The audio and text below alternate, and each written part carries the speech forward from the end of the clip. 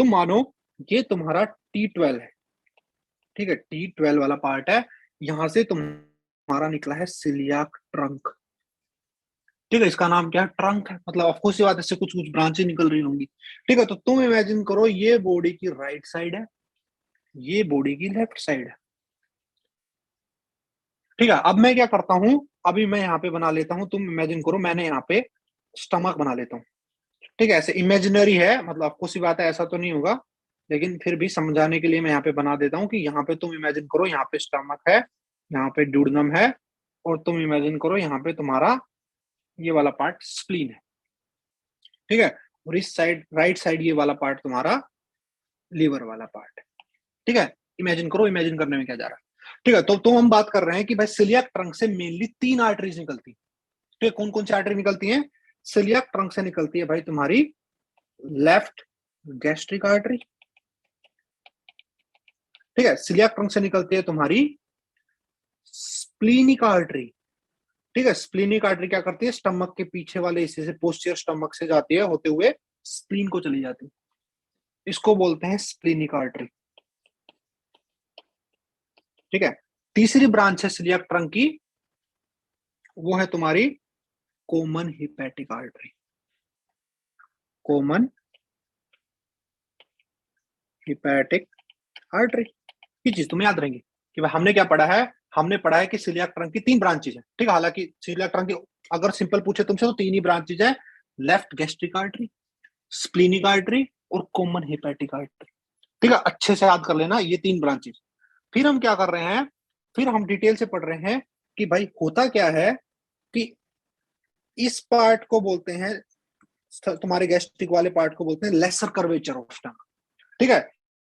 ये बड़े वाले पार्ट को हम बोलते हैं ग्रेटर कर्वेचर ऑफ स्टमक। तो ये 2 चीजें याद रखनी है, ग्रेटर कर्वेचर होता है, एक लेसर कर्वेचर होता है, ठीक है। अब होता क्या है मेरे भाई, कॉमन हिपैटिक से एक आर्टरी निकलती है, एक ब्रांच निकलती है जिसको हम बोलते हैं right gastric artery, right gastric artery. तो कहने का मतलब है, हमने देखा अभी कि भाई एक लेफ्ट गैस्ट्रिक आर्टरी है, एक राइट गैस्ट्रिक आर्टरी है, left gastric artery coeliac trunk की ब्रांच है, और जो राइट गैस्ट्रिक आर्टरी है वो ब्रांच है कॉमन हिपैटिक आर्टरी, सही बात है, इजी है। फिर हम क्या कर रहे हैं, तुम इमेजिन करो कि भाई जो तुम्हारा लेसर कर्वेचर था, लेसर कर्वेचर को कौन सप्लाई कर रहा है, कि भाई लेसर कर्वेचर को तुम्हारे स्टमक को सप्लाई कर रही है कौन, तुम्हारी लेफ्ट गैस्ट्रिक आर्टरी और राइट गैस्ट्रिक आर्टरी, ये दोनों यहाँ पे एनास्टमोसिस कर रही है। तो अगर कोई तुमसे क्वेश्चन पूछ रहा है कि लेसर कर्वेचर ऑफ स्टमक को कौन सप्लाई करता है, तो उसको सप्लाई करते हैं तुम्हारी left gastric artery, right gastric artery. आगे बढ़ते हैं, हम बात कर रहे थे कि कॉमन हिपैटिक आर्टरी से एक ब्रांच निकलती है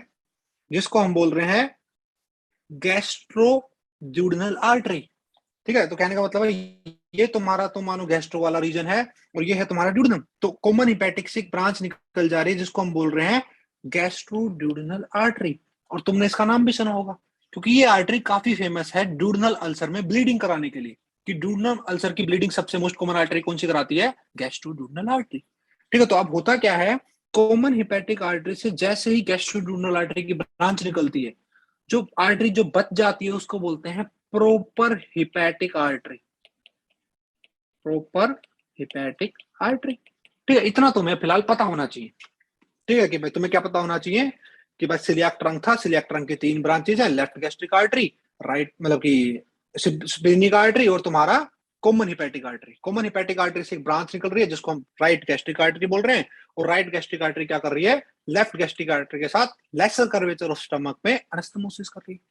ठीक है। हमने थोड़ी देर पहले पढ़ा आप क्या, कि भाई जो तुम्हारी कॉमन हिपैटिक है उससे एक ब्रांच निकलती है जिसको हम क्या बोल रहे हैं, गैस्ट्रोड्यूडनल आर्टरी, और गैस्ट्रोड्यूडनल आर्टरी जैसे इससे निकल जाती है इसका नाम चेंज हो जाता है क्या, प्रोपर हिपैटिक आर्टरी, ठीक है। यहां तक तुमने पढ़ा। अब मैं फिर से कलर चेंज कर रहा हूं, तुम इमेजिन करो कि अब क्या होता है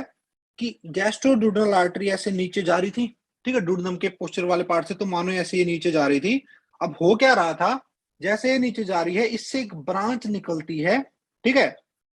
ब्रांच निकली है, इसको हम बोलते हैं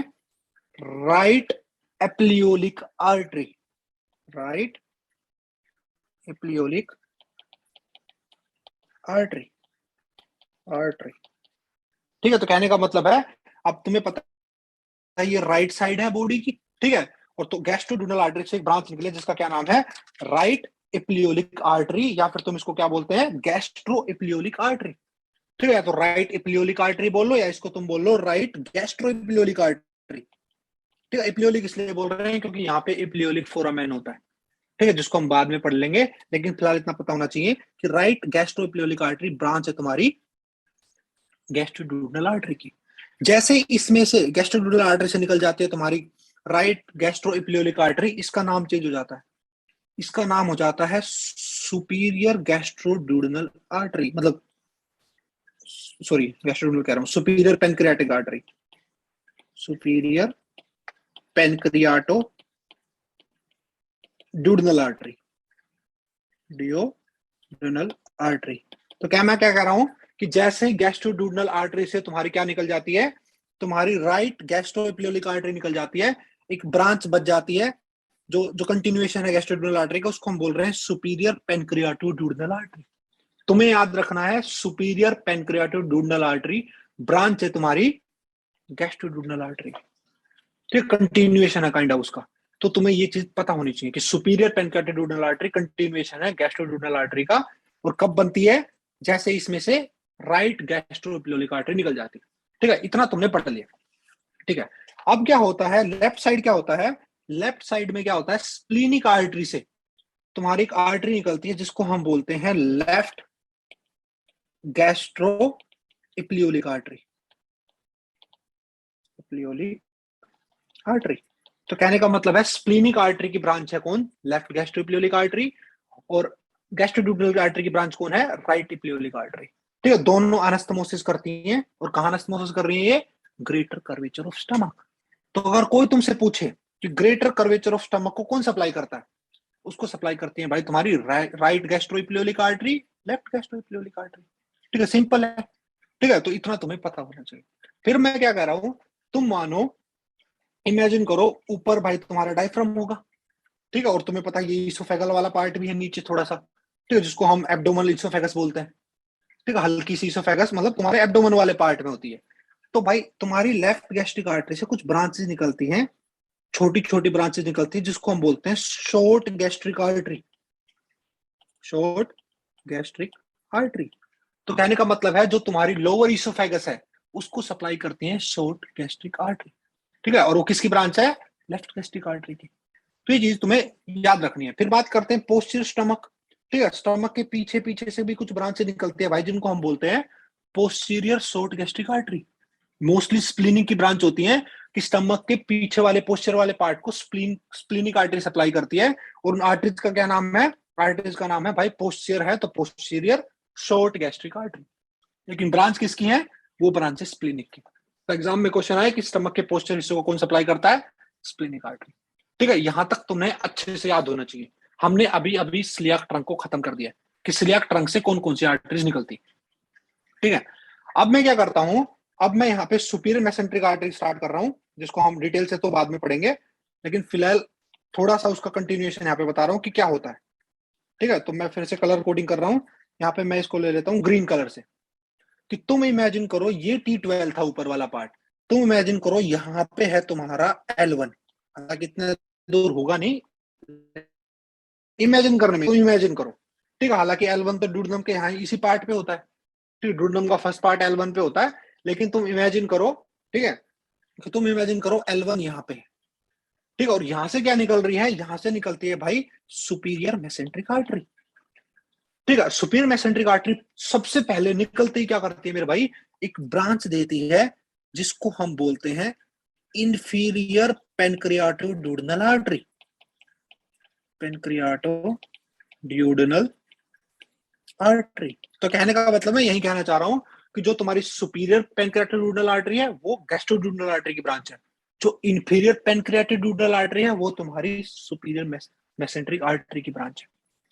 ठीक है, मैं ये कहना चाह रहा हूँ, ठीक है। और ये तुम्हारे दिमाग में होना चाहिए कि ये दोनों अनस्थमोसिस कर लेती हैं कहाँ पे, पेनक्रियाटोड्यूडनम वाले पार्ट के आसपास, कि सुपीरियर पेनक्रियाटोड्यूडनल आर्टरी और इंफीरियर पेनक्रियाटोड्यूडनल आर्टरी दोनों आपस में अनस्थमोसिस कर लेते हैं,